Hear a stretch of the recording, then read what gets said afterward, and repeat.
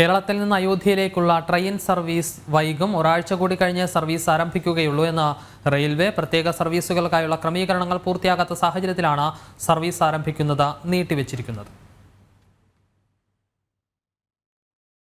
ഉത്തരേന്ത്യൻ സംസ്ഥാനങ്ങളിലെ കനത്ത മൂടൽമഞ്ഞും പ്രത്യേക സർവീസുകൾക്കായുള്ള ക്രമീകരണങ്ങൾ പൂർത്തിയാവാത്ത സാഹചര്യത്തിലുമാണ് കേരളത്തിൽ നിന്ന് അയോധ്യയിലേക്കുള്ള ട്രെയിൻ സർവീസ് ആരംഭിക്കുന്നത് വൈകുന്നത്. ഇന്ന് വൈകിട്ട് 7:10 പാലക്കാട് നിന്ന് ആദ്യ ആസ്ഥ സ്പെഷ്യൽ ട്രെയിൻ സർവീസ് അയോധ്യയിലേക്ക് പുറപ്പെടും എന്നായിരുന്നു നേരത്തെ റെയിൽവേ അറിയിച്ചിരുന്നത്.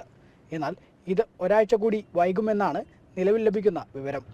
ഇന്ന് പുറപ്പെടുന്ന ട്രെയിൻ 54 മണിക്കൂർ 50 മിനിറ്റ് പിന്നിട്ട് മൂന്നാം ദിവസം പുലർച്ചെ 2-ന് അയോധ്യ ധാം റെയിൽവേ സ്റ്റേഷനിൽ എത്തും വിധമായിരുന്നു ക്രമീകരിച്ചിരുന്നത്.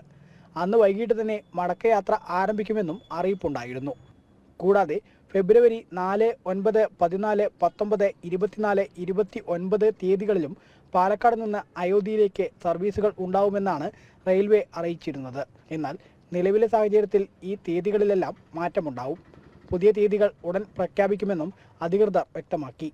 അതേസമയം അടുത്ത മാസം 9-നായിരിക്കും ആദ്യ സർവീസ് ആരംഭിക്കുക എന്ന വിവരവും ഉണ്ട്. നിലവിൽ ടിക്കറ്റ് ബുക്ക് ചെയ്യുന്നതിനുള്ള സൈറ്റ് ഉൾപ്പെടെ പ്രവർത്തനം ആരംഭിച്ചിട്ടില്ല. ജനം, പാലക്കാട്.